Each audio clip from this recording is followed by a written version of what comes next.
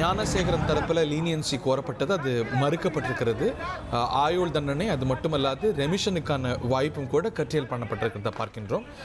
அரசு தரப்பு உச்சபட்ச தண்டனையை கோரியது, அதை நீதிமன்றம் ஏற்றிருக்கிறது அப்படிங்கிறத பார்க்கின்றோம்.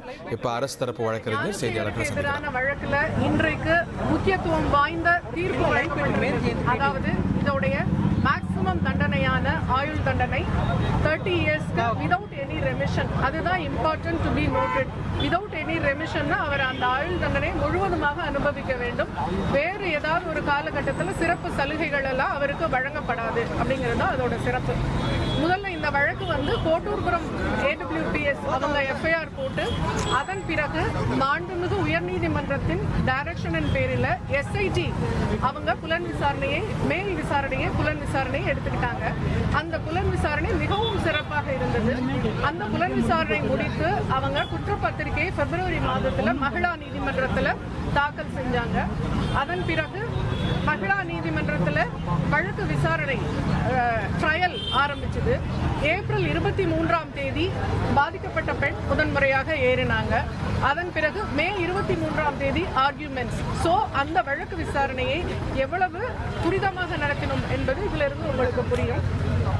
இதில் 11 குற்றச்சாட்டுகள் அவன் மேலே தொடுக்கப்பட்டிருந்தது. அந்த 11 குற்றச்சாட்டுகளுக்கும் எவிடன்ஸ் எப்படி கொடுத்தாங்க அப்படின்னா, அரசு தரப்புல வாய்மொழியாகவும் ஆவணம் பூர்வமாகவும் ஃபோரன்சிக் ரிப்போர்ட், அதாவது அறிவியல் பூர்வமாகவும் எல்லா குற்றச்சாட்டுகளுக்கும் தகுந்த எவிடன்ஸை நீதிமன்றத்தில் சமர்ப்பித்தோம்.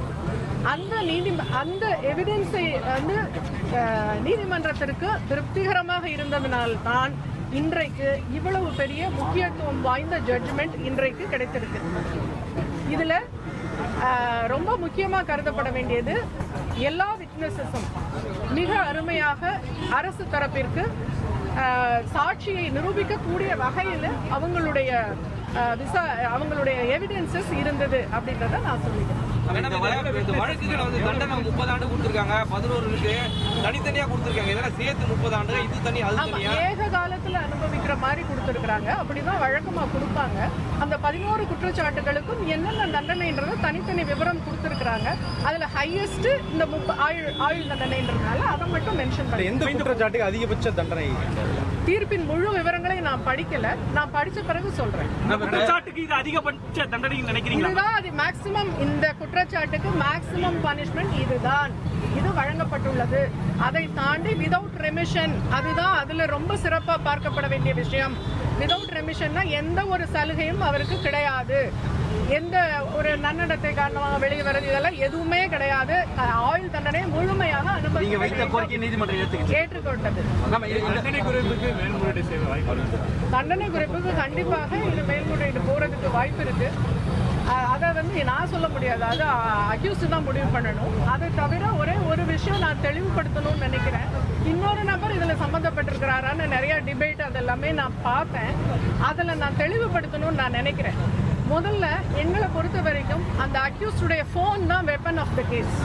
அந்த ஃபோனை ஃபாரன்சிக் எவிடன்ஸுக்கு நாங்கள் அனுப்புகிறோம். நீதிமன்றம் மூலமாக ஃபாரன்சிக்கு அனுப்பப்பட்டு அந்த ஃபோனில் என்னென்ன விஷயங்கள் இருந்தன, அதில் அவருடைய சோஷியல் ஆக்டிவிட்டீஸ் என்னென்ன, சோஷியல் மீடியா எதெல்லாம் இருக்கிறாரு, வேறு என்னென்னலாம் அதில் இருக்குது அப்படின்னு சொல்லி எல்லாத்தையுமே அந்த ஃபாரன்சிக் அனாலிசிஸ்க்காக அனுப்பப்பட்டது.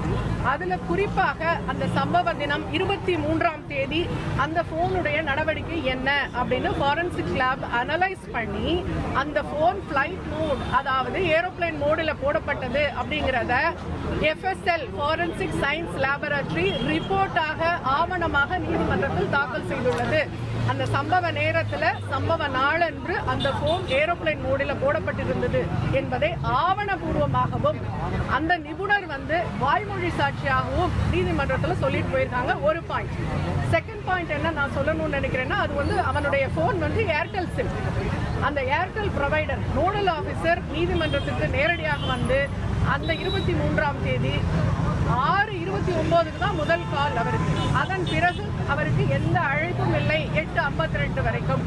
8:52க்கு எஸ்எம்எஸ் அலர்ட் அவருக்கு கிடைக்குது. என்னன்னா மிஸ்ட் கால் அலர்ட் கிடைக்குது.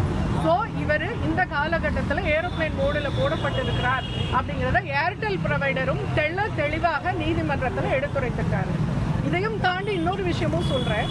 358 BNSS படி இஃப் சப்போஸ் ஒரு பர்சன் அதில் இன்னொருத்தர் இருக்கிறாரு அப்படின்னு நீதிமன்றம் கருதினால் நீதிமன்றத்திற்கே அதிகாரம் உண்டு அவனையும் இணைத்து குற்றவாளியாக்கி விசாரணை நடத்தலாம்.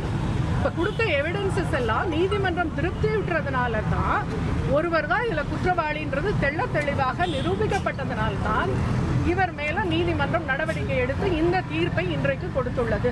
எனவே இதன் பிறகு இதை பற்றி பேசினால் அது கண்டெம்ட் ஆஃப் கோர்ட், நீதிமன்ற அவமதிப்பு என்பதை வழக்கமாக ஒரு எஃப்ஐஆர் போடுறப்ப அந்த எஃப்ஐஆர்ல ஞானசேகரனை மட்டும் காண்பித்ததுனாலதான் இது வருது அப்படின்னு கேக்குறாங்க. எஃப்ஐஆர்ல வேற யாரு போலீஸ் காட்டல. எஸ்ஐடியுடைய புலன் விசாரணை பிரமாதமாக இருந்தது. புலன் விசாரணையில நூல் இழைய கூட அவங்க விடல, எல்லாத்தையும் கிளீனா புலன் விசாரணை பண்ணிட்டாங்க. இப்ப நான் சொன்ன எவிடன்ஸுக்கு மேல உங்களுக்கு என்ன வேணும்? அவ்வளவு தெளிவான எவிடன்ஸ் கொடுத்துட்டாங்க. அதனால இதற்கு மேற்கொண்டு அதுல யாரும் இல்லை, யாரும் இருந்தாலும் கோர்ட்டுக்கு அதிகாரம் உண்டு. அதை விட ஆனரபிள் ஹை கோர்ட் வந்து டைரக்ஷன்ல எஸ்ஐடி ஃபார்ம் பண்ணப்பட்டது.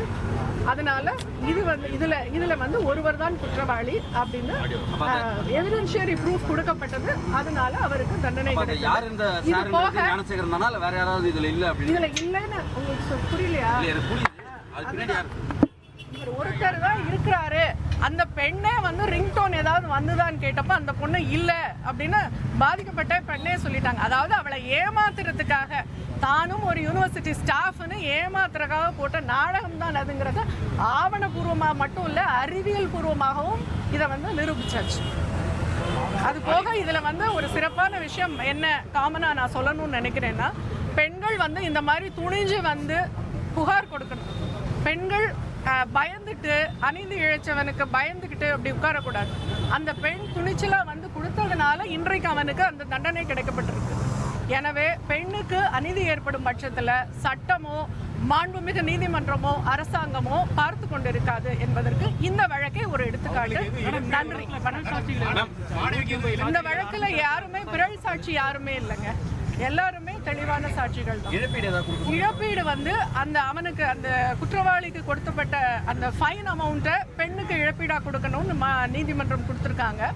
அது போக டிஎல்எஸ்க்கு அவங்க ரெக்கமெண்ட் பண்ணியிருக்காங்க.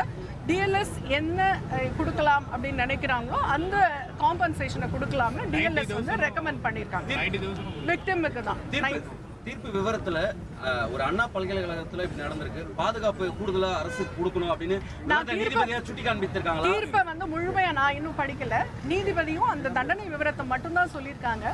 கண்டிப்பாக அதற்கான அப்சர்வேஷன் பண்ணியிருப்பாங்கன்னு நான் நம்புறேன். பாதுகாப்பு கூடுதலா கொடுக்கணும்னு பண்ணியிருப்பாங்கன்னு நான் நம்புறேன். எனக்கும் கொடுக்கணும்னு தோணுது. Okay, thank you so much. செய்திகளை உடனுக்குடன் தெரிந்து கொள்ள உடனே சப்ஸ்கிரைப் பண்ணுங்க.